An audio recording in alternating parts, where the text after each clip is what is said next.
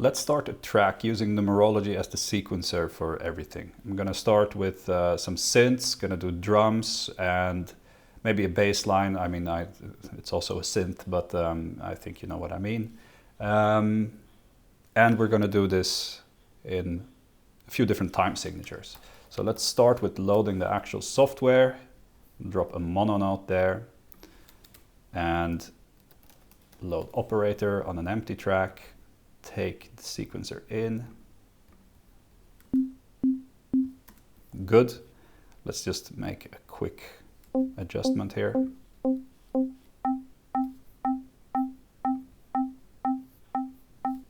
Gonna keep the sound sources rather simple so that we can focus on what the sequencer is doing and not listen too much to the sound design. It can be distracting. Let's just add some. You know, this is a bit too dry for my liking, so let's just add a little bit of reverb and an dotted 8 delay. Right? Now, by default, it just plays this when you load it, the mononote sequencer. Here we have a few different options: Acid 1-2, Berlin School, 357, Cell, Minimal, and Oblique. These ones, the last four, they are more like something you would do to get some variation on an existing sequence. That's at least how I would use it. So let's set this to something simple like D minor. And I'm going to try Berlin maybe. Let's have a listen.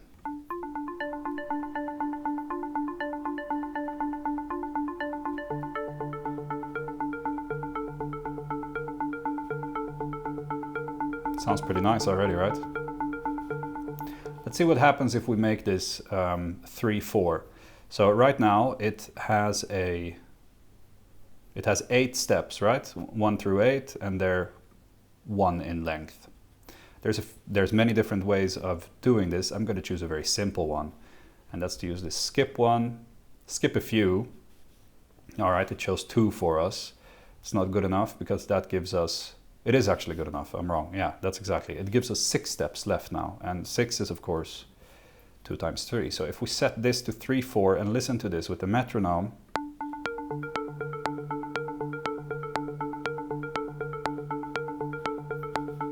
It does what we expect of it.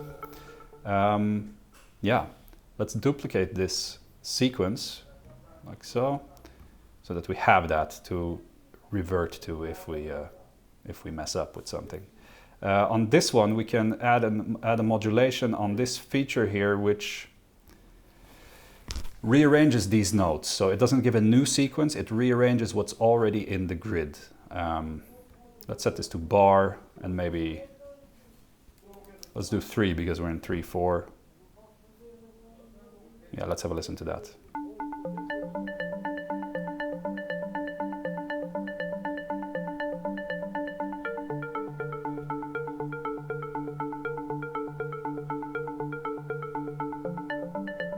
Cool. Let's leave this sequence for what it is right now, because it's easy to take things too far. So let's give that a color just to, we can designate that 3/4 as well. Load a new numerology and a new instrument. I'm going to be using Pluck. You can already name that 5/4. 5/4, I mean, and route numerology in there, into there, and we'll use another mono note here. D minor, and set this to. We can use maybe minimal here. So let's first solo this.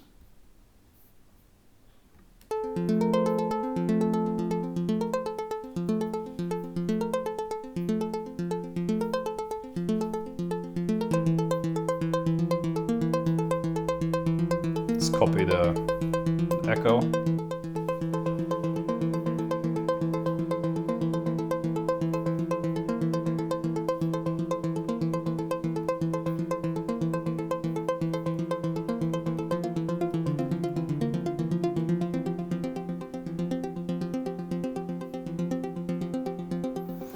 Right, so let's make this 5/4 then. So I guess a way to do that would be to lengthen this. Open up here a bit. There's no automatic resizing, as you see.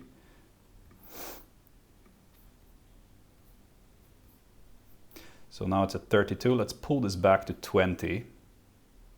Is this a good way of doing it? Maybe it's a better way of doing it actually, to use the Berlin one. So, okay, let's start over. Use the Berlin one. Let's listen to that. All right. Now, let's duplicate it and duplicate it once more and then pull this one back to 20.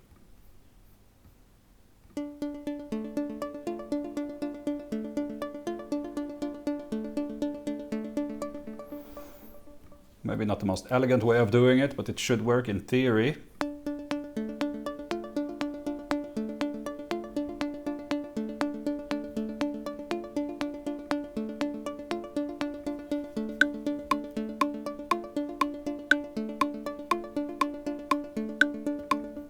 And let's set this one to 16ths here.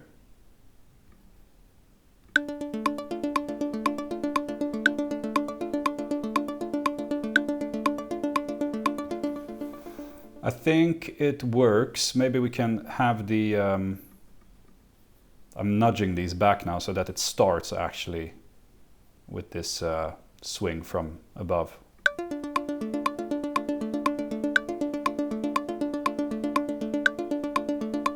Which kind of emphasizes more the 5/4 thing, at least in my mind. Maybe even... Nah. Although this might work in context, because now we have 3 measures, although this is twice the speed of the other one. You know, let's stop talking about it and let's just listen to both together to see if it works at all. Take this up an octave maybe.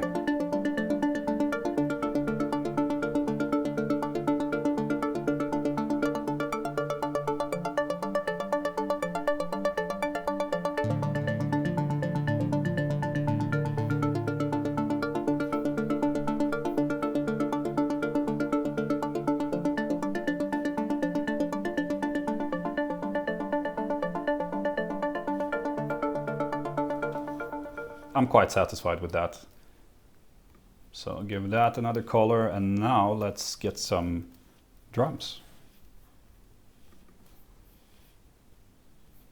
So there are a few different options here, of course. I haven't spoken about these different sequencers, but I think they're pretty self-explanatory. The 16 and the 8 difference in the drum sets here are the amount of lines that it gives you.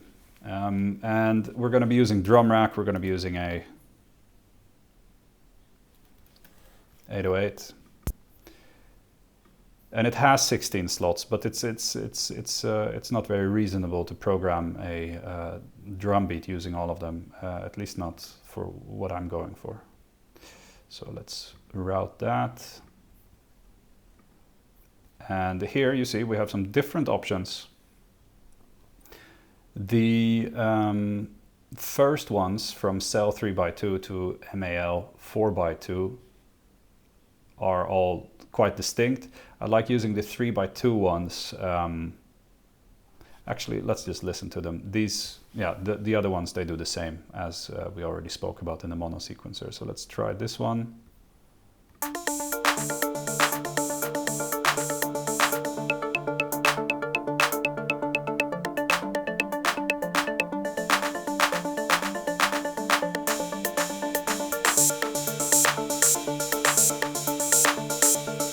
So why I like to use these 3x2 ones is because it doesn't touch the first 2 lines, which are set to bass and snare.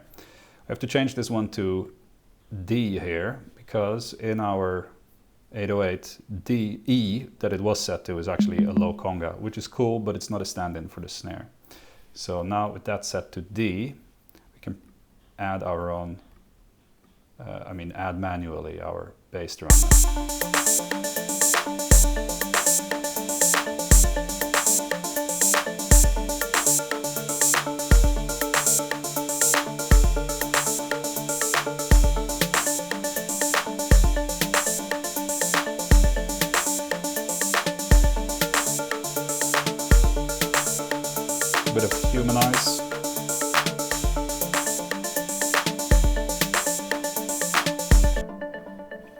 cool. I'm going to duplicate this one too and add some variation, like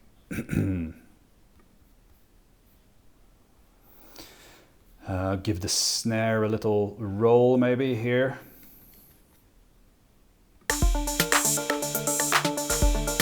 Take that clap.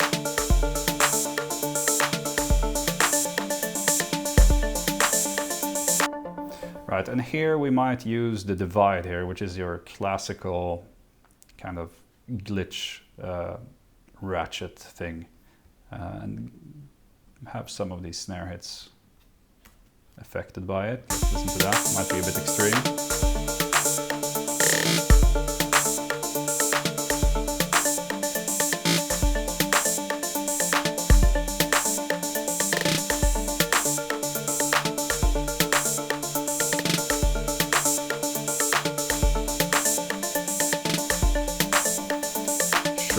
Sure. And there's plenty of more here that we will not touch right now. Maybe a little bit of groove.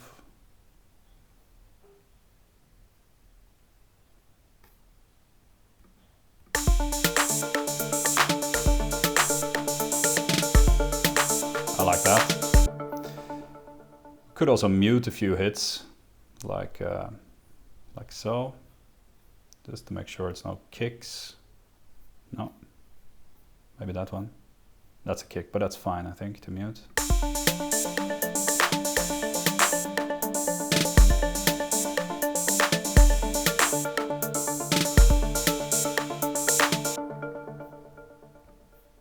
Not bad.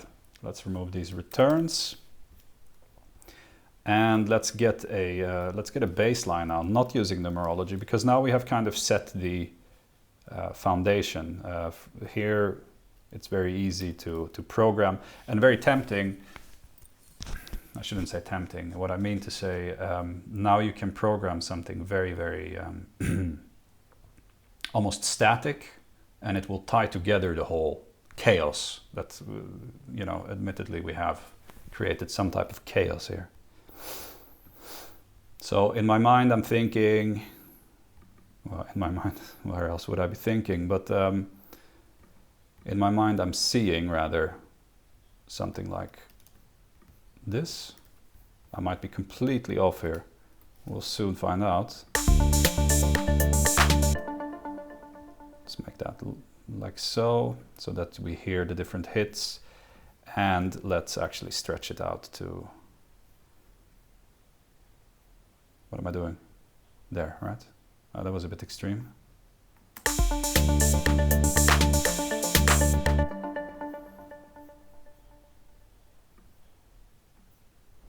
Getting a bit lost here, like so, I think. Yeah, that's it.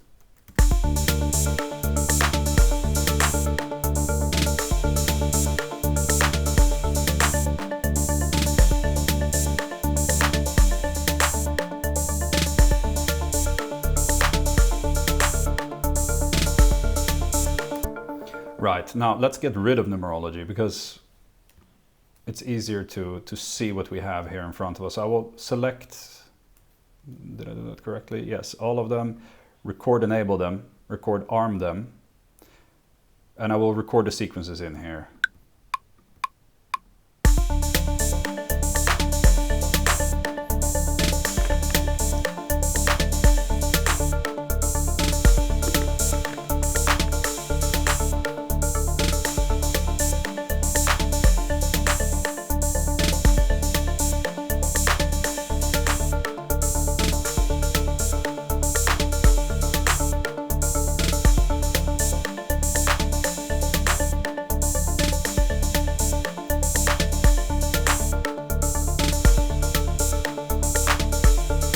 That should do. And let's just set these one to what they are, 3/4. This clip will be 5/4. And the kick in the bass, or the drums in the bass, stay in 4/4, and so does the whole session. I left the drums and the bass on 4/4 on purpose, because we are in 4/4. you know, if I would make a track of this, I would want the 4/4 to be the dominant time signature. And I've noticed you need to be very careful with which sounds you select to be part of the dominant time signature. Otherwise, you will get lost. And I've even had the experience that I listen back to the same composition that I'm working on, and when the drop comes, when the establishment of which signature we're in, when that gets established, if I've chosen the wrong sounds to be the one that will drive that, in this case 4/4 message, it doesn't work, and it sounds like you know, I can hear the same thing over and over and hear a different time signature. So kick and bass are basically the two main things to keep together. I mean, experiment, but this is just my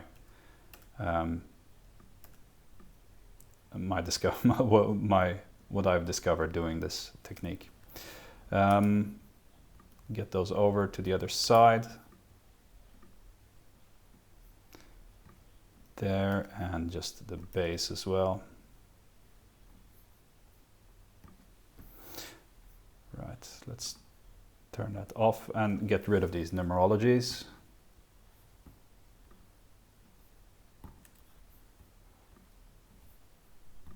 All right, cool. So now we have gone from generating everything in numerology to just being fully in our DAW. And here we have some different degree of control.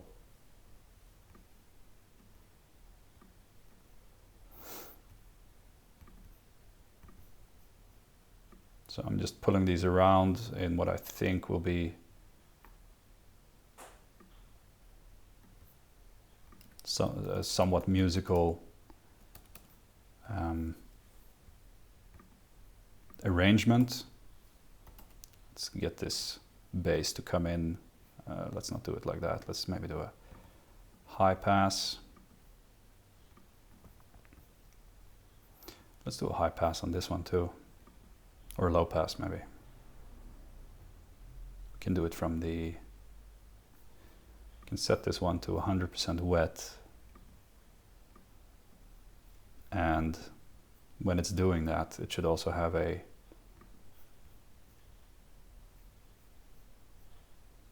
This can go like that. All right, let's have a listen to this so-called arrangement.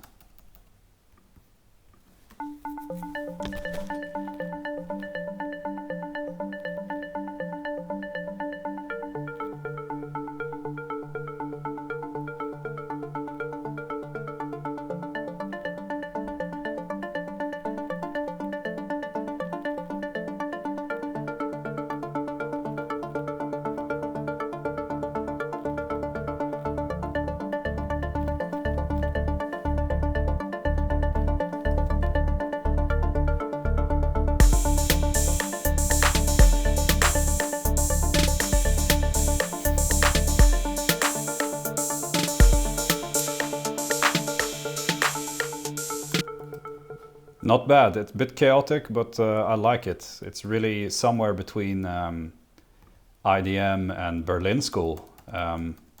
Right up my alley.